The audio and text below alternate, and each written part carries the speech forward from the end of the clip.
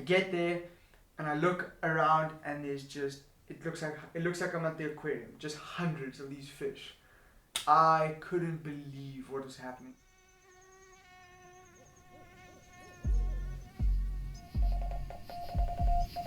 Welcome to the Wild Dispatch.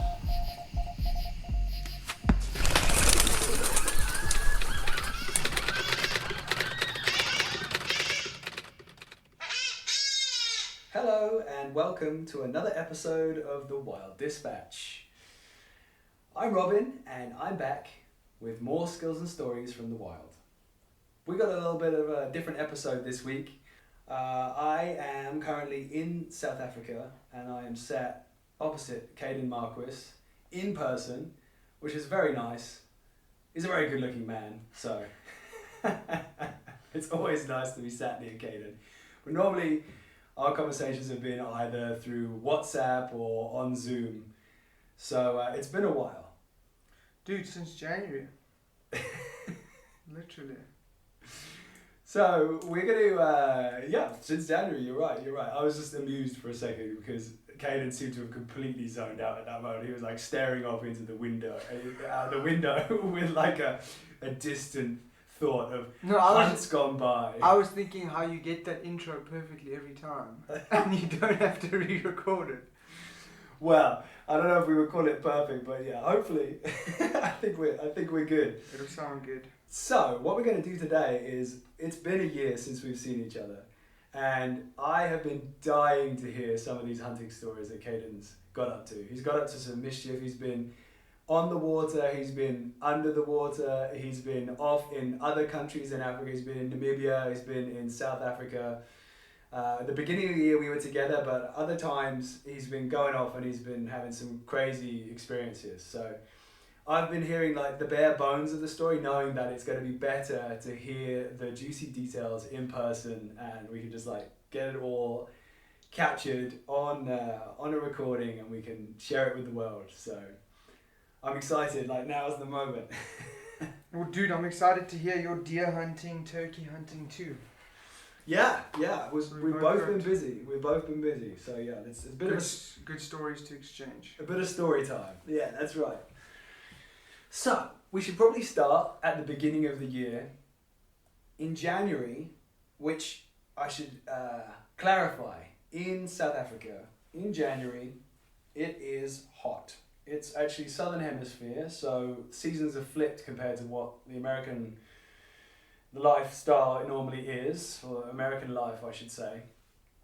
So temperatures can really vary. It could be a very nice 70 degrees, mid 70s, but then there are more moments actually probably than not, that the temperatures can soar. And we originally were planning to be heading off to an area called the Karoo, which is a desert / semi-desert area in the middle of South Africa. So right in the middle is just this enormous desert.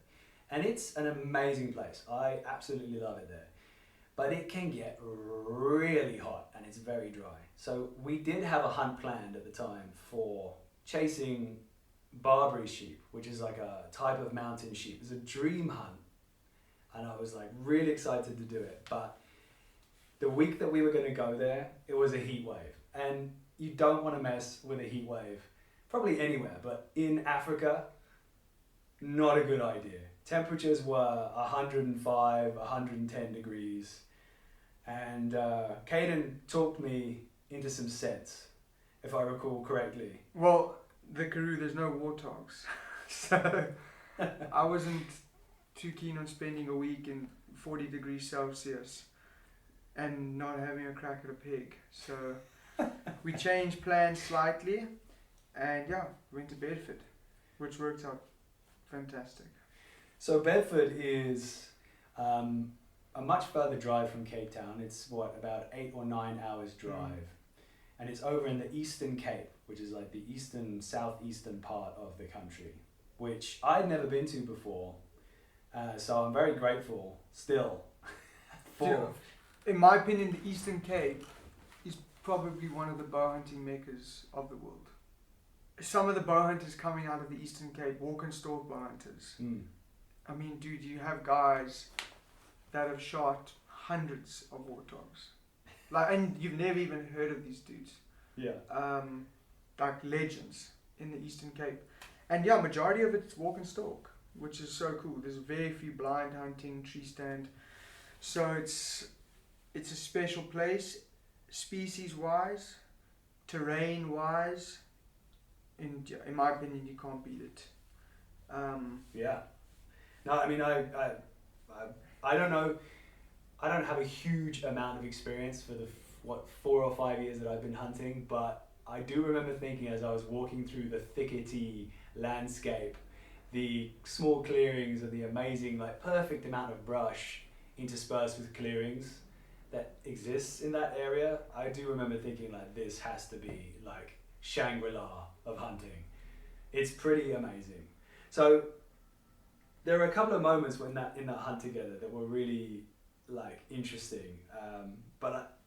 We talked about them briefly, but I'd love to just hear a bit more detail. So I actually kind of hunted with a guy who's actually episode 1, check it out, episode 1 of the Wild Dispatch podcast, Fred Hammer. And we had a day where we went hunting in the Eastern Cape, and Fred was kind enough to take me out hunting, and I had a crazy experience for like 2.5 hours. I had multiple shots on animals, stalking in, learning. I can't believe how much I learned in 2.5 hours. It was spectacular. But I actually talked a bunch about that in another podcast, the Hunting Stories podcast. I don't know if you know it, but if you don't, then check it out. Michael is a phenomenal podcaster, and he's really good at just pulling all the nuggets of every story. It's just fantastic. He's got great guests, so definitely check it out. I'll leave a link to the episode where I kind of spill my guts for probably far too long, a couple of hours. It was great. So during that time that I was running around with Fred, you were having your own hunting adventure, and you had some close encounters, right? I believe with like a number of kudu. Dude, so I think that was our last day, or second last day. Yeah. Of hunting. So that had been about 10 days for me, because I hunted obviously that week before with my brother. So the one issue I had was I was down to, I think, 2 or 3 arrows, and they all had 3 fletchers, and I usually run 4 fletchers. So they had 3 fletchers, so they could fly pretty good, and I had obviously my big Cayuga fixed blade on. So I was limited to, I said to myself, no further than 30 yards. Okay. So, yeah, basically, a lot of opportunities the whole day. Then towards the afternoon, I went in on some blessed buck. It was a big ram and 2 ewes. And I was at 30 yards. And obviously the ram, we could only shoot the rams. Rams, like, you know, arse was facing me the whole time, waiting. Then I had him at 35 yards quartering away. But I just, you know, if when I draw back on an animal, I need to know I'm going to kill it. I can't hope or think or, I really hope it's going to. If I don't know I'm going to kill it, I don't want to shoot. Yeah. So I just waited. I had him at 44 yards broadside. I was just, you know, the cover was good. There was open thicket or open patches. I could see far. They were feeding, relaxed. And then all of a sudden, diagonal behind me, I just heard a crashing noise. It sounded like thunder. What on earth is that? When you told me this story, you made the sound, but you're being too shy. It was like, oh, dude, yeah. I don't know what it would sound like on audio. It was bang, poof, literally like thunder. And I think I actually looked up to see if there's clouds, and it just got closer, just, and just 2 kudu bulls at like I think 70 meters, just smashing heads. Going full blast, and big kudu bulls, like between 45 and 50-inch bulls, mature bulls. So we should explain. I mean, I'm sure we've talked about kudu before in this podcast, but if you get a chance, look it up. The grey ghost. Kudu is called the grey ghost. They are incredible animals. It's similar kind of size to an elk, maybe ever so slightly smaller in body mass. Yeah, I think a big bull's honestly the same size. It's that kind of scale, and they are like a grey creature with very faint, like white, like a few white stripes down vertically down their body, and they have these amazing twisting horns. So when Cayden says that, how many inches did you say? Yeah, 50. It's a big bull. So that's the length of the horns that you're talking about. Eh? So these things are these amazing horns jutting like all the way to the sky. You have to see a kudu bull, a bull especially. A cow is beautiful, but a kudu bull it has like an elegance and just a swagger about. I mean, when those things walk, dude, the way they just go under bushes, those horns flick back. It just has a complete like I'm the boss attitude. I mean, Harry, my little brother, when I took him hunting for the first time, he said to me when we were on a kudu bull close, like 25 yards, when we got back to camp, he said, dude, I think when people aren't looking, kudu bulls fly. Like they have wings or something. Just like it's a different level of I don't know, elegance or what some sort of word. Elegance is the word. It's like magic and elegance. Literally, they're magical.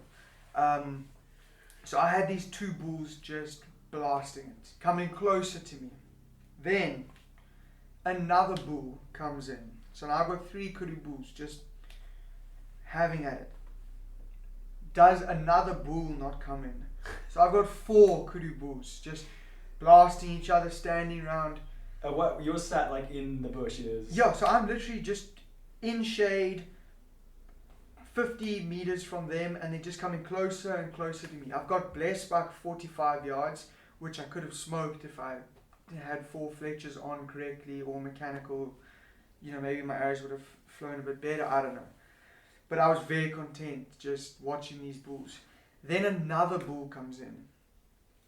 Then finally another. So I had 6 kudu bulls going full blast at me. Literally unbelievable. And I didn't have my phone or anything. I dropped my backpack like 100 meters back. Watching them going full tilt. Then they stop fighting. And in the Eastern Cape, we try to shoot like older bulls, mature. And of course, the 3 bulls that walk past at 25 yards, broadside, no idea what's going on, are the smaller 3. So I pass them up. Then I have Impala rams in front of me. It was just, everything was happening. It was one of those days when everything happens, but you don't even release an arrow, but it was just, it will be etched in your memory. I mean, I don't know if I'll ever see something like that again. It's exactly the same for me that day. It's a weird thing, right? Like you just... Everything just happens. And, from my perspective, I couldn't even imagine that a day could be that wild. That was a wild day. But you also, in that... So, I mean, like... Although we had such an incredible day with so many interactions with animals in that like period of time, I actually, if you go to the other podcast, you'll hear the story. I released a couple of arrows, unfortunately, for various reasons, my own fault being, nothing went down on the ground, and you like didn't have the right moment for the right kudu. So, despite the incredible experience, no success on that day. But you did have some success, like in that hunt, right? Like later on. Yeah. So. We hunted, my brother and I hunted, so my brother lives in Australia, obviously you know, so he came over, so we hunted, he shot a few pigs, fallow deer, which was so awesome, but then we actually got, so the one day we went out with my bow to try, so obviously hunting with someone else is already hard, and especially, he's good in the bush, so it was fine, but we put in a stalk on this big sow, big hooks, like beautiful pig. So this is a warthog, right? Yeah. When you say pig, big warthog sow. Warthog. Yeah. My favorite animal. And so he had his crossbow. Well, we just borrowed a crossbow from Tace. We just lent one. And we were just like basically say, okay, if it has big tusks, it's my brother's, but if it's like a big body, it's mine. So I saw this thing and I checked, no, that thing's got big tusks. So I said to my brother, no, dude, it's a big body. I'm gonna take it. Put the crossbow down. We stalk in, picture perfect stalk behind like a head high bush, in the shade. She's quartering away, 25 yards. Draw back. I mean, my textbook shot is quartering away. I don't actually like broadside. Mm-hmm. Quartering away for me is the one into the ribs, out the shoulder, smoked her. Unbelievable. Then gutting that pig and cleaning her up, I took my release off, clipped it onto my bino harness. Obviously I didn't clip it on correctly because we got back to we basically carried her out like a few hundred meters to the nearest road. Got to the road, no release trigger. I run back, look all over, cannot find this thing. I'm climbing through bushes, doing everything. It's gone. Nightmare. So then then I think that was the last day of the hunt. Then me and you came up. Yeah. And then I had to switch releases. So I had to bring out my spare release. You should also say, this is the wild kind of stuff that Cayden likes to do. He was in the Eastern Cape hunting, and he drives all the way back across the country. I promised my gran I would go see her. So we basically drove 6 hours backwards, saw my gran for the night, which was worth it. I met him and stayed at his gran's as well for like one night, and then we drive all the way back. And then we cruised all the way back to Fred. So then this started a complete downhill spiral so I had, the next day we were in the veld. I think you would have went with Fred that day.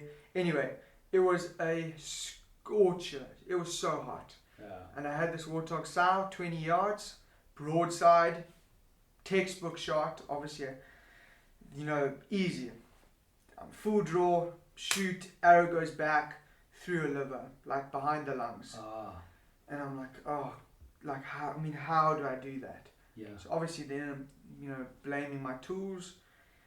But she stops at like 55 yards. Completely stops. So I just, on my spot hog sight, 55 yards, poof, just let this thing sail. And she looks back and like literally watches the arrow and like, come on. Like, do you really think you're going to kill me like this? Gets out the way. She's gone. She runs. So she's gone before the arrow gets there. Oh, dude, long gone. She literally, I swear, she looked at the arrow and was like, come on, like, don't disrespect me like this. This is like a tricky thing, is that animals in Africa, their reaction times are it's unbelievable. Different. Like nothing different. else. So then I followed her up.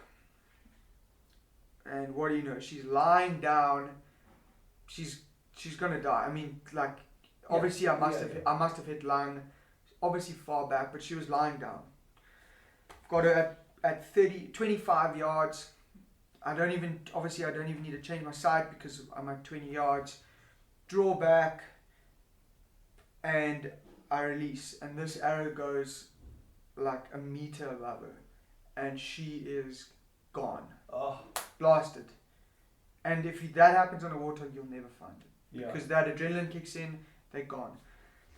So how can I miss at 25 yards? How do you think that happens? We got a different release, right? No. Well, I did have a different release. But how can you miss by that much over an animal? When you shoot at 55 yards and you don't change your sight back to 20. No.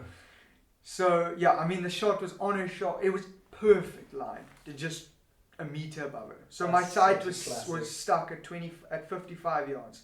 So anyway, from that minute, every time I changed my sight, I always put it back, straight back to 20. Straight back. It's so easy. So anyone listening, please don't learn from my mistake. Don't learn from yourself. Yeah. Then didn't find her. went gain evening time or afternoon, quartering away on another sow, 30 yards. I just needed redemption, and it was a questionable shot. I felt super good. Shot, she moved in the shot. It was about, I don't know where I hit her. I definitely hit her in the liver. Like it was, hindsight's 2020, but I probably, I felt good. Yeah. At full draw. If you feel good, then she moved. It happens. Went, looked for her. Couldn't. She went into a burrow. But by that time, I had already driven back. Got Trixie, Fred's dog, the Jack Russell. Yeah. Driven back, hiked down the mountain because that's the farm where the wind turbines are. So to explain it. You drive the farm road is on top of a mountain and you hike down into the valley. Yeah. Then eventually Fred's like, leave it, just pack up, like, I think you've had enough. Like, you need to take a rest. But I take Trixie up and geez, I see these pigs down in the valley. So I've already hiked now back and forth. And you know how I get with pigs, so I sprint down this mountain. Pig fever. And I'm walking down this road, come around a corner, and I'm rushing to get to the pigs that I've seen. Mother of all warthogs. I've never seen something this big. It was like a heifer cow. It was huge. A male. Yeah. Yeah. Huge boar. Just when I say mother, I mean like. Yeah. But I was going so fast, I scared her. Anyway, I'm on a road, dirt road. Peek around the corner. 2 pigs feeding into me. They're everywhere. Yes, so they are feeding into me. So I sit behind a bush, but it's a hard shot when something's walking into you. Oh yeah, for sure.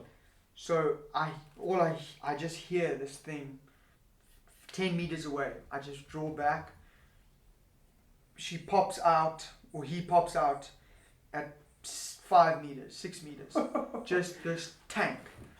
And I just, like it's almost like, I don't know if I'm hunting, is this survival or what is going and I just release, boom, just like bang, this thing sprints.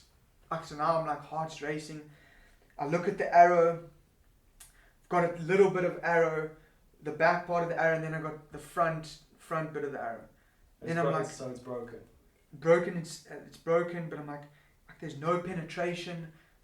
I've got my arrow, I've got the front part and the back part, and it's broken, and so I've only had this much penetration, like 15 centimeters. Yeah. And I'm like, there's no ways I can lose 3 pigs in a day. Firstly, like I haven't wounded in so long, I feel sick. I look, there's no blood, and I just can't believe what's happening. So I run, and now it's getting close to sunset too. So I wouldn't mind looking for an animal all day, but at night time you're done.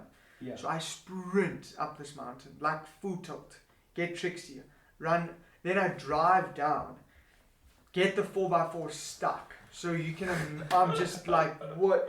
And Fred's 4x4 is the old 4x4s where you have to get out, put the diff lock on the front tires. Yeah, anyway, I get to the part where the shot is, get Trixie on it. She's walking loops and fucking going bananas.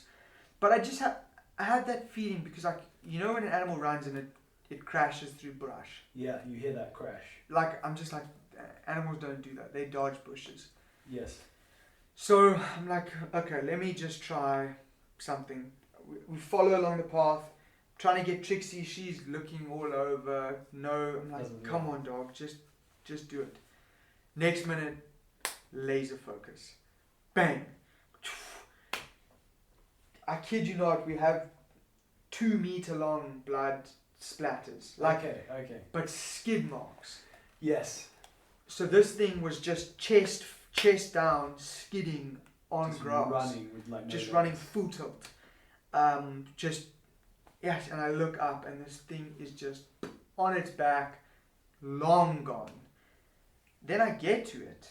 So you mean it's like dead? Dead. Okay. Like for hours. Yeah. Like it died within seconds. Yes. I smoked it. Completely smoked it. I got to it, and it was full of puncture wounds all over its body. So apparently when a dominant boar dies, another boar comes in and just wrecks this thing. Attacks it. Ripped it up. It looked like it had been stabbed with knives. Wow. All cut up. I phoned Dr. D. He was like, "There's a leopard in the area. Get out of there." I was like, "No, there's no leopards in it. We're fine." What happened was, I went straight through its chest, but I had about 15 centimeter of arrow inside its body. So you missed. So I didn't take the Yes. the 2 pieces of arrow I had. I didn't put them together Yes. and realize, oh, it's only this long. Yes. I just thought You did nothing I don't know wrong. what it will sound like on audio, but basically, if I had correctly looked at the length of my arrow, I would have realized there's a whole like third of an arrow missing, Yes. which was inside this pig. Yeah. So yeah, basically, it was sunset. It was already getting dark, so I had to load this pig out. Huge boar, like my biggest pig yet. Loaded him out, carried him out. Unbelievable. Like perfect ending to the day. Got back, Fred was like, "Geez, dude, like tough day out." And I was like, "Yeah, I just want to help you just pick up my bow in the back of the truck, back of the bucky." And then he just checks, and then he's like, "Holy shit, got it." Fucking awesome. No, so cool. And that was when I was there, right? Yeah. Because I remember that pig. Yeah, And yeah. I remember thinking, whoa, okay, we got a new biggest pig. Yeah, dude, record that here. thing was a tank, dude. Not as big as that boar you shot at the Triangle property. No, man. At sunset. Oh, was it? Mm. Oh. Maybe it was bigger. So the next in the year was the fallow rut, which we actually have talked already about in another episode, which is going to go live soon, I think. I haven't looked at the exact schedule. Yeah, I need to remind myself. But yeah, we talked through that whole experience, but suffice to say it was tough, but like the fallows were running around like crazy. I've seen a video that you sent me, which I'll post if you don't mind. Yeah, It's like the frenetic energy of like it's different hunting. revved up male fallows just like charging around and like It's like grunting. mini elk hunting. Yeah, it looks like great fun. I can't wait to give it a go at some point. So that was the kind of like the April time, and in the meantime, you were running around chasing rabidly horny fallow stags.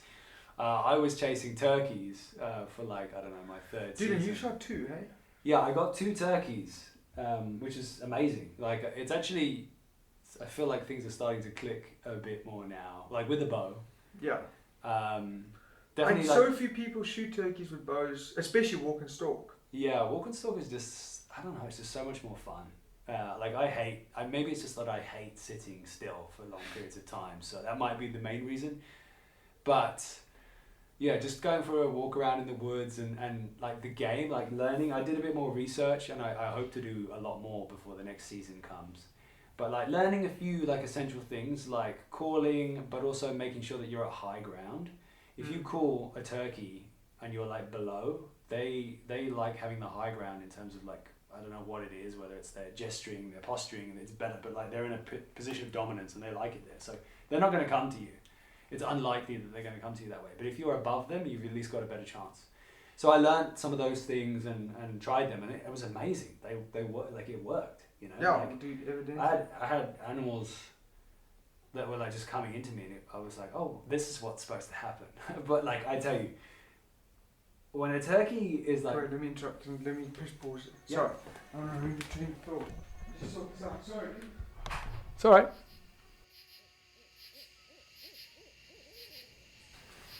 We start talking, and like something that could probably be explained in like 2 minutes. Nah, but that's the Dude, thing. it's like- you got to get the emotion, like the feeling in there. Because So- it's so hard.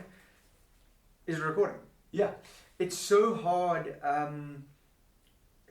to try and convey what you actually have experienced, Mm-hmm. and even to give it justice. Yeah. to try and explain it, it's, I don't know. Yeah. You have to talk. It's like a heightened... And I probably lack the correct vocabulary to even give it justice. No. But it's like, yo, dude, it's... I think, I talk about it a lot actually. You just have, everyone has to once in their life, just go to the bush. And just, even if you don't hunt, just go walk around. And see what you see. I mean, dude, even walk and stalk. You know, like my most recent hunt, I didn't kill anything.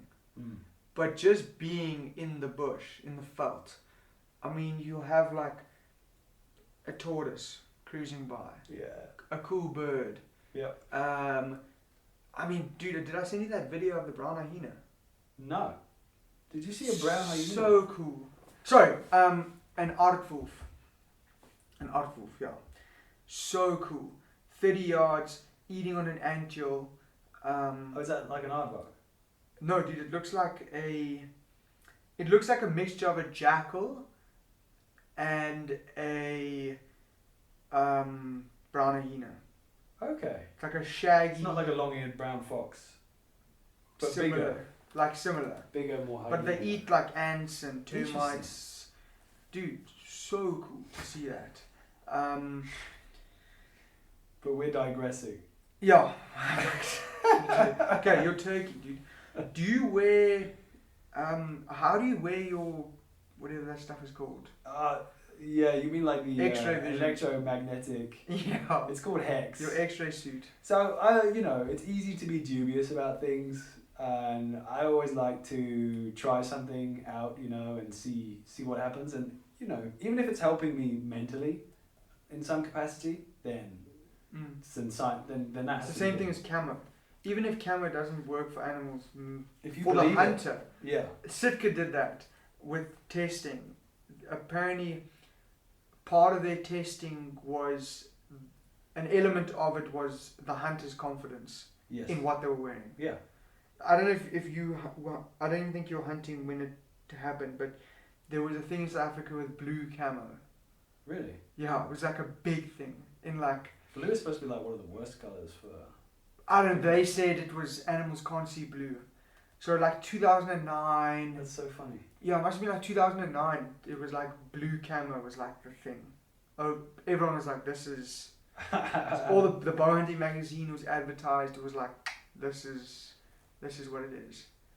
I'd be so interested if there was a way to look at the statistics of effectiveness during that time, and if it made a difference. I don't know, but I mean, who would want to wear blue camo in the veldt? It feels weird, that's for sure. I'm not sure. But dude, also the thing is, I haven't heard. I mean, obviously, I'm not in the States. I haven't heard of other bow hunters walk and stalk turkey. I'm sure people do it. I just the kind of terrain that people do. I don't know if it's with a bow though. But like, so the thing that makes it handy in the area I'm in is it's like there's a lot of kind of like mini mountains around, lots of valleys, lots of high areas. So it's just getting to those high areas.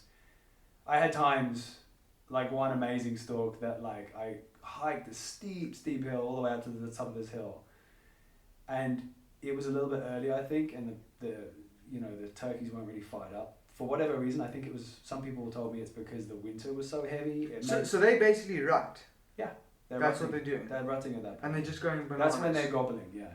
And the best moment is when the turkeys are like losing their minds, then you have a lot of liberty. In the same way with other animals, Yeah.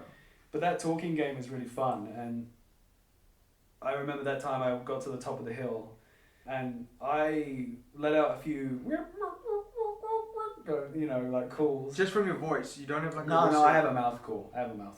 And I just heard one gobble, and it was consistent. Like, it was just going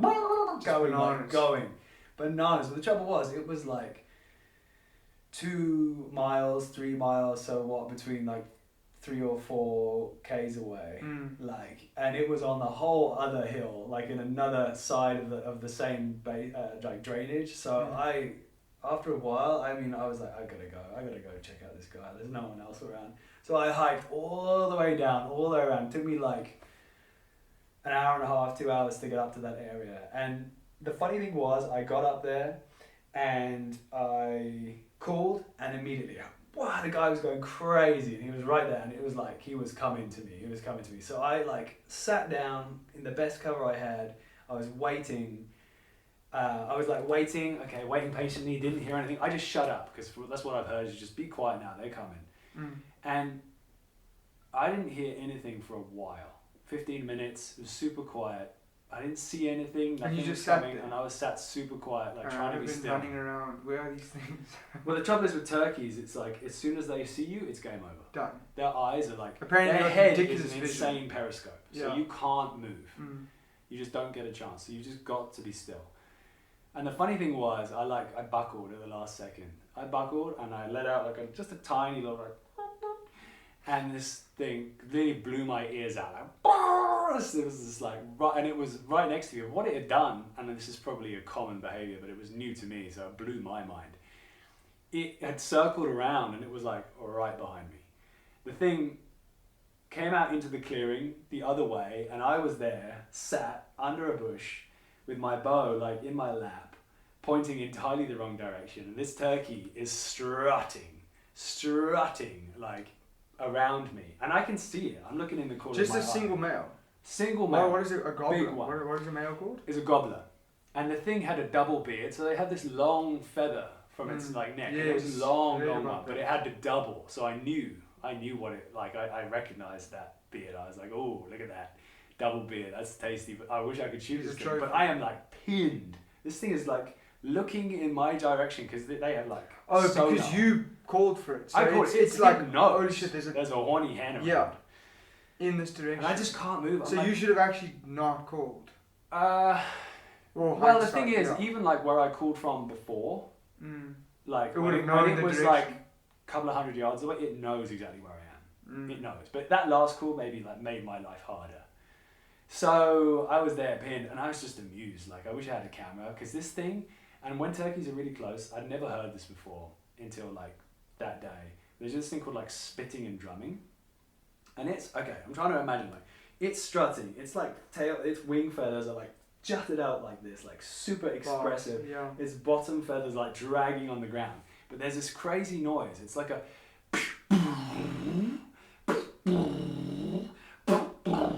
and it's like the deepest bass sound. So it's almost like you can barely hear it. It's almost like a car sound system in the distance or something. And it's just moving around me. And it's just circling exactly around me 7 yards away.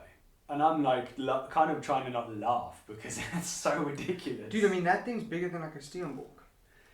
Probably, yeah, similar weight, yeah. The Steenbok is like a tiny type of deer. One of the tiny 10 actually in South Africa.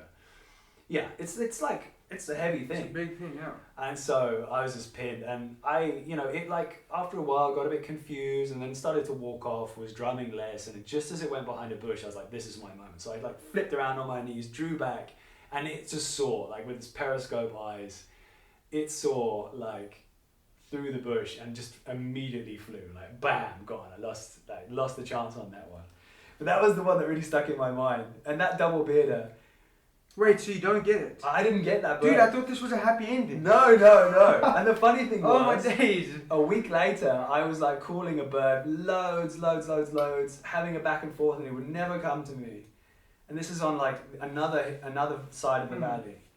And I gave up after like an hour and a half of calling. I was like, I need to go home. I've got to be somewhere. So I set up my trail cam in that spot. No, of course. And then I checked it again like a week later, and who comes walking by? Mr. Double Bearder. Jeez. So if I just sat down and shut up, I could have got a chance at him. But I had a good time, and I got like a couple of other birds, like, and it was great. Like I learned a lot. What broadhead are you using for turkey? Expandable. I used the just normal mechanical. I used the mechanical triple blade, like a Nap Spitfire, and it wrecked the thing. Because I see like the Bomas use those like giant broadheads. Yeah. I mean, so you literally just use a normal. So you'd shoot an Impala with it. Oh yeah, for sure. I mean, if anything, like it makes a big hole. Yeah. But that's what you need, you know. Like I actually like missed another bird because I was using that expandable, and it didn't hit the same point as the test expandable broadhead the field points The that you field put point. on, That's weird. doesn't hit in exactly the same spot for That's me. strange. So I assumed it would be the same. I practiced with those the whole time. Yeah. But it actually ended up hitting like 3 inches, 4 inches to the right of that, Mm. which meant that my third turkey got a very near miss and lost a few feathers, but he flew off into the valley and Yeah, there it's was no fine. blood, so it seemed fine. But anyway, that was a great experience, and I'm excited to learn more. But the thing I am like dying to hear, because you've been holding this one close to your chest, is your hunt in Namibia for wild mountain zebra. So tell me a little bit about those zebra. So so you obviously get, I don't know how many species of zebra or subspecies, how it all works, but in South Africa, you get Burchell's. Okay. Then you get Cape Mountain zebra. Okay. So they have slightly different pattern. Their meat tastes different, and they don't have like this yellow fat. Okay. I believe they don't. The type of fat on their body. So on a zebra, a Burchell zebra, they have their fat is yellow and it's like rancid. So if you eat it, it's disgusting. It's not good. Like you'll feel sick, you'll vomit. It's horrible. Weird. So you cut the fat away. Mm. Then in Namibia you have Hartman's mountain zebra. Okay. So Cape Mountain zebra is originally like a very, very short. Like they nearly went extinct. Mm. So there's a few permits a year that you can hunt them. Okay. So they're like pretty pretty rare, but they're making a very good comeback. Okay. Through conservation efforts and private farms, etc. So my buddy Seb has a huge property. I think it's 20,000 hectares. And we've been planning to do like a big backpack hunt in Namibia. So we kind of said, this trip would be a recce trip. Yes. Yeah. Check everything out. But to be honest with you, we got completely humbled. Really? Like I've never been humbled like that in my life, hunting wise. In what way? So first day, really good stalks. Specifically on zebra? On wildebeest, big wildebeest bull, impala, like very close. Just getting in close. But it was the first afternoon, so it was like, we're gonna test the.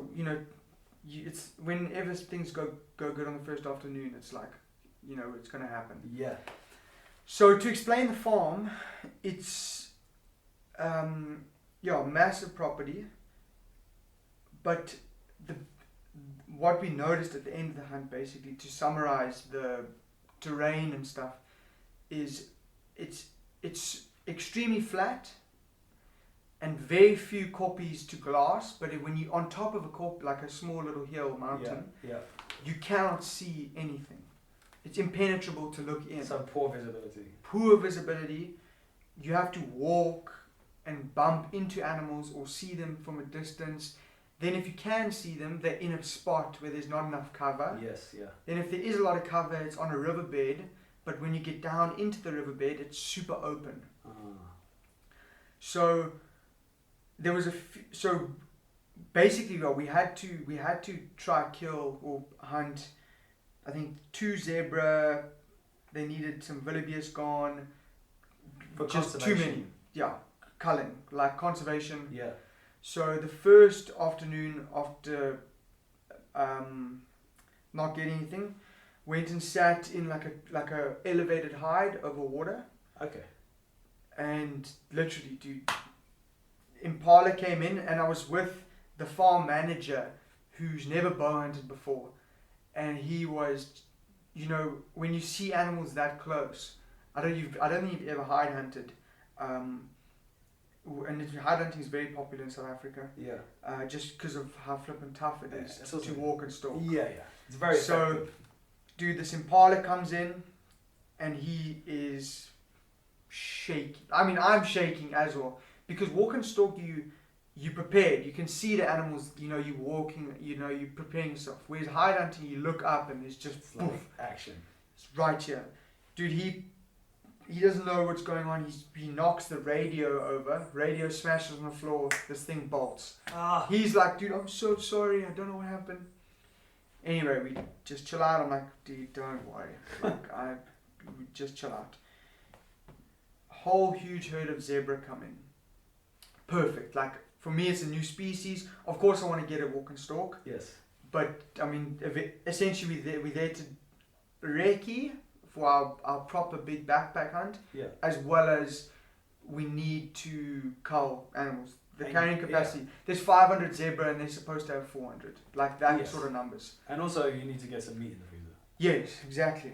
So, geez, I don't even range. This thing's so close. I draw back and I just pump this thing. Like on the shoulder. And this thing runs. I mean, and I'm like, its blood's coming out and it just doesn't go down. Really? 100 meters, it's just standing there. Then it goes down. And I'm like, cool. Next minute the herd runs off. It stands up. No. Now I'm like this is the guy's first time he's seeing bow hunting, and this is what's happened. Yes. You know, it's like you won bow hunting already is a tough sell. Now it's like, you know, it doesn't look ethical. So anyway, eventually it goes down after like 15 minutes or 10 minutes. What felt like forever. So you can still see it at this point. Dude, I've hunted long enough to know where you can make mistakes. Yeah. And that is you look away, you get distracted, and you never see that animal. Yeah. I kept my binoculars on that thing like it was $1 million. For me, wounding animals the worst thing. Yeah. So I just kept absolute eyes on this thing. Eventually went down. We got it. It's unbelievable. Like stunning, so huge, meat in the freezer, like it's perfect. You know, they have guests, so they need lots of meat. Anyway, wake up in the morning, we go, Seb and I go stalk. He actually shoots an eland cow. Nice. Like an awesome stalk. But I get back early and I see the trackers are walking around the house, through the garden, the farm manager's in the garden. And I'm like, what on earth's going on? Go out to them, he said, listen, we got broken into last night, we got robbed. So I'm thinking, oh geez, what? Basically, people broke in and stole my zebra. The meat. About 60% of the meat, 70%. They stole two front legs, one back leg, and two front legs, one back leg. So we were left with the back leg, awesome steaks, and then the back straps. For some reason, they left the back straps and the ribs.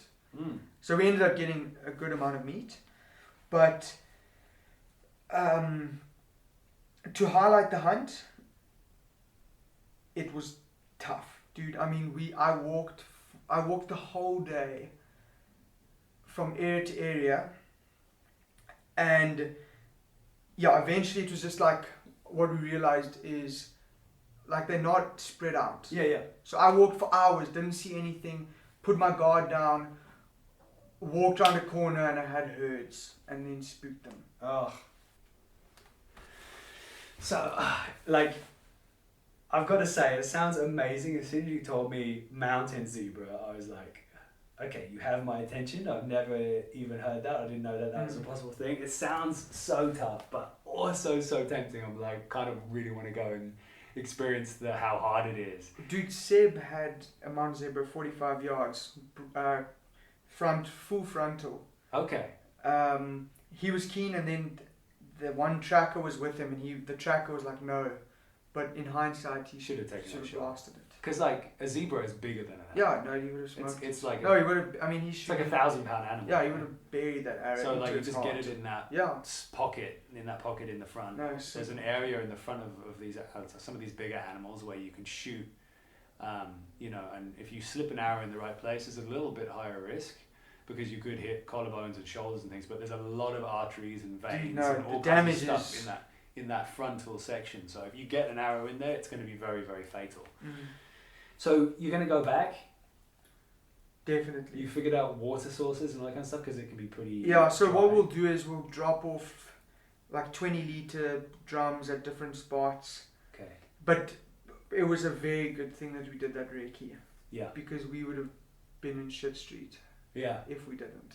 Okay. So yeah, learned a hell of a lot. 20 litres is like 5 gallons, I think, something like that. Yeah. So big. And it's hot, so... Yeah. Yeah, anyway, yeah, we learned a lot. So we'll definitely be back and get it done.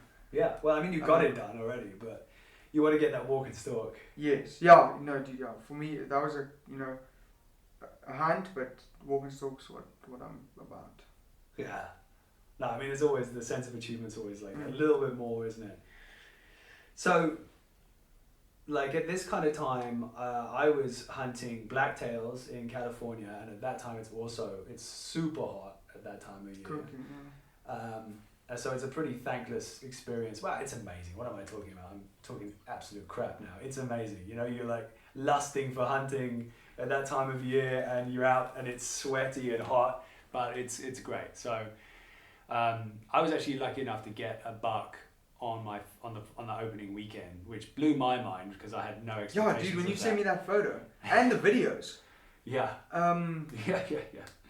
It was great, nice. And we don't have time now to go like tell the full story. So I'm gonna save it now because Cayden is very kindly offered to share his time with us now, but he's gonna have to run in a little bit. So I'm not gonna go spill my guts with all the detail on this right now. It's 6:30 and we've been together since 11. The old hunting bromance is back together. I also had like a crazy experience like a month or two later where I was, I think like 5 yards from a mountain lion. Cougar, mountain lion. 5 yards from a mountain lion, and then the same day, that evening, I had my bear, my cooler. I was in a parking lot, but I like stepped away for, I don't know, a few minutes. I came back and my ice cooler had been attacked by a bear, and it didn't actually leave the scene. It was still there trying to like get back inside it. So it was pretty fun. That was a pretty fun 24 hours. But I'll tell that story again another day, I'm sure. But the thing that I wanted to ask you about while you were here is like fishing and spearfishing. Like we've just been spearfishing today, or at least, I don't know, I wouldn't call it spearfishing. It was like a humbling experience for me because it really gave me perspective on like how far I have to go, like how much I have to learn. But it was amazing. It was great to get out in the ocean. We were just off the coast of Cape Town, off a little area called Camps Bay. It was like stunning weather as usual there at this time of year. The ocean was a little bit bouncy, a little bit rougher. There was a bit more swell, so maybe we decided. Yeah, dude, we're gonna get good conditions. We'll dive in January. Yeah. And have it, because obviously, like I said, you get 20-meter viz, crystal clear, the most amazing conditions. Yeah. So especially when people come, I want to show them like what it is usually like, what it can be. Yeah. You know, when it's like the best. Yeah, but it was still great, and it was good to get my feet wet. But like you have been spearfishing since you were very young, right? And no, so I've been free diving. Yeah. Since I've been obsessed with diving since I can remember. Watching like a movie, The Big Blue, Jacques Cousteau, all that time. When I was a kid, like 8 years old, I could do like, I don't know, a lap, 25-meter pool underwater. I was obsessed with just holding my breath and just being underwater. And yeah, I free dived right through school. Never, always thought about spearfishing, but it was always like a distant, extreme, like super extreme. Yeah. And then Jules, our hunting buddy, is a big spear fisherman, and end of last year, December, I was going to Cape Point and he gave me a spear gun, one of his spear guns, and was like, go bananas, dude. And like bug was bitten. Because I knew how to a free dive and bow hunt, it was just, I mean, this is the ultimate. Match made in heaven. Complete. So I've basically been obsessed ever since, trying to dive as much as I can. Unfortunately, it's pulled away a bit of my jiu-jitsu because I have a toxic trait where I think if the conditions are good, I have to go diving, because if the conditions are bad, I can't dive, but I can do jiu-jitsu. Yes. And if the conditions are good, I can dive and I should dive, and I can also do jiu-jitsu, but I can do jiu-jitsu when the conditions are bad. So it sounds like you love spearfishing. Yeah, basically just So tell me about this year. Like you said that you had some cool experiences. So fishing, but like fishing in general as well, right? So to be honest, the only fishing I do is maybe in December. Okay. When we go to Port Alfred and then do a bit of estuary fishing for spotted grunter. Okay. So I'm basically a spear fishing. So basically, majority of the spear fishing is for small reef fish. It's called Hottentot, or like a Cape Bream they call it now, I think. And red Roman,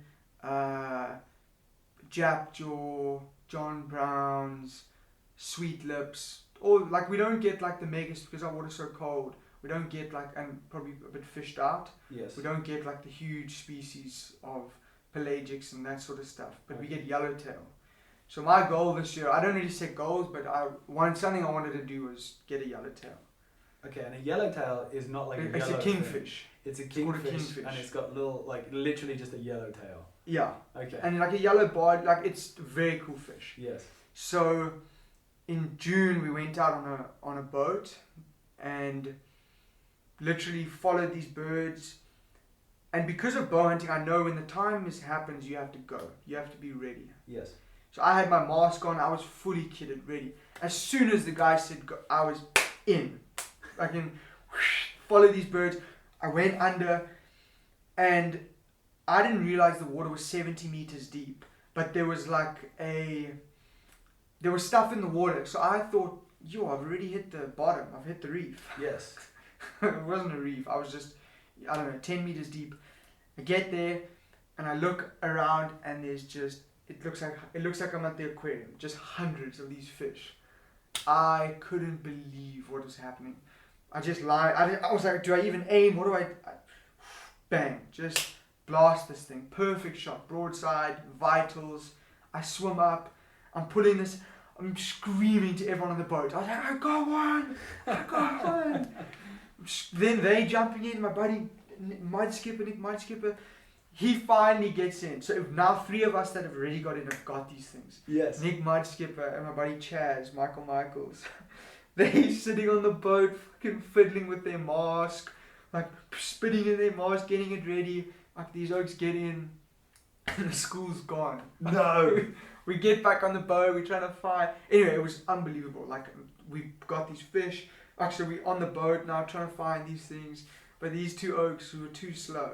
Shame. Like they're sitting in, but dude, unreal. Then you've got to take the moment though. You've got to take the moment when it's there. You have to. It's the bonding, when you get something, it's go time. It's the hardest thing. It's like getting you out of your comfort zone, but there are times when you just got to make it happen. And so then the creme de la creme is a yellowtail from the shore. Okay. And basically went off Cape Point a couple months ago and dived for 2 hours in terrible conditions. And on my last dive, I go down, I'm lying there, and I'm like, this is perfect.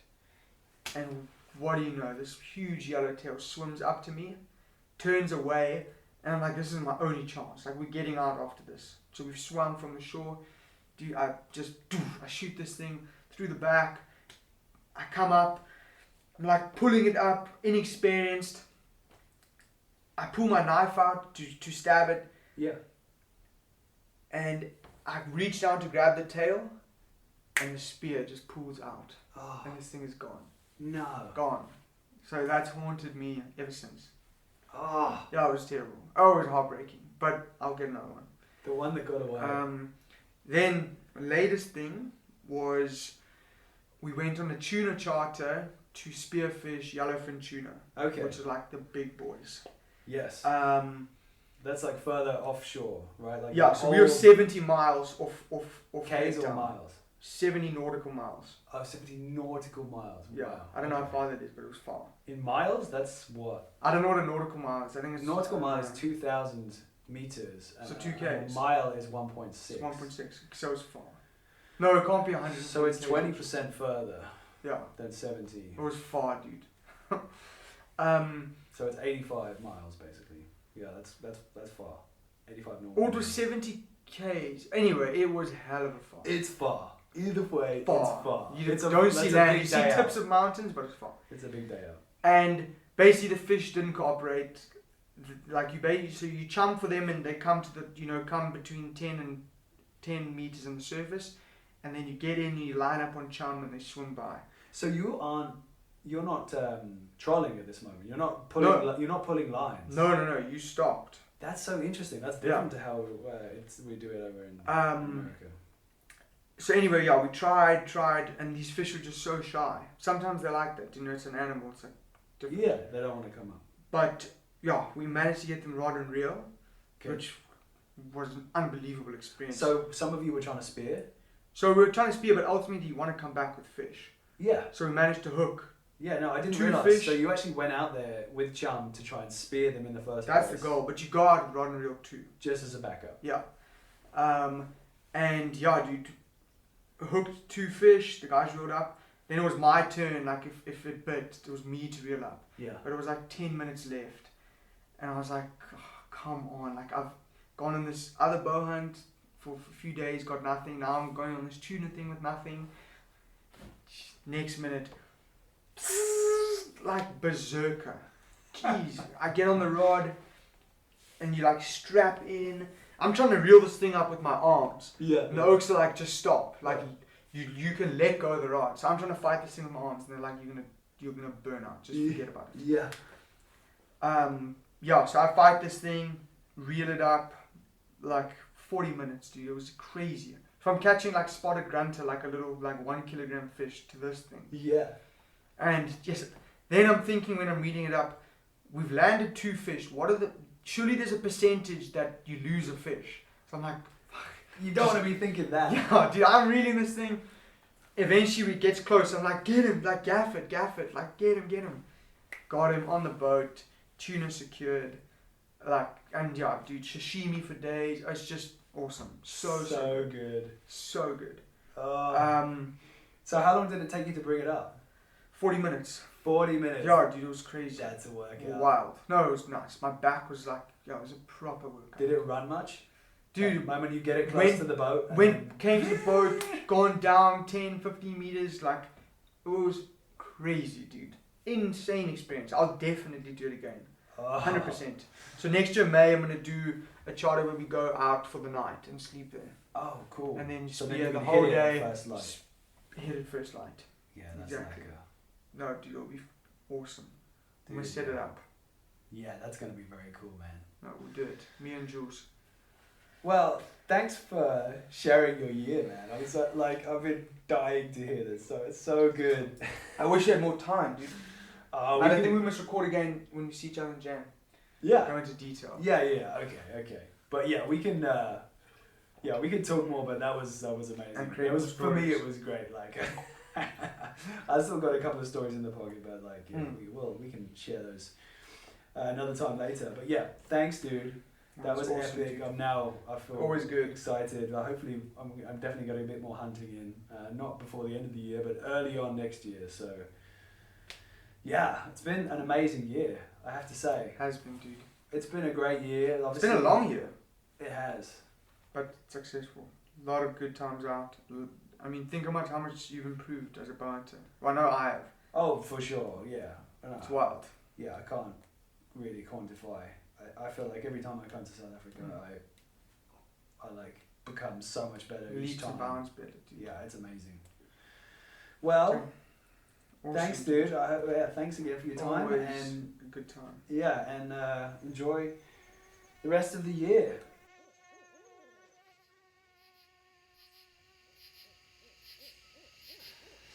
Okay, that wraps up another episode and an amazing year. Fingers crossed this fresh new one is packed full of even more wild adventures than the last. Thanks again to Cayden for taking a stroll down memory lane with me. It's always nice to catch up with Cayden, even if he has ditched me on our upcoming hunting trip so he can spend more time with his new girlfriend. What can I say? We've all been there. I just want to say thank you to all the guests who've shared their time, their stories, and their expertise this year. And to everyone listening to the podcast right now. It's been amazing to watch this thing grow and get so many positive messages and responses. So, thank you. That's all for now.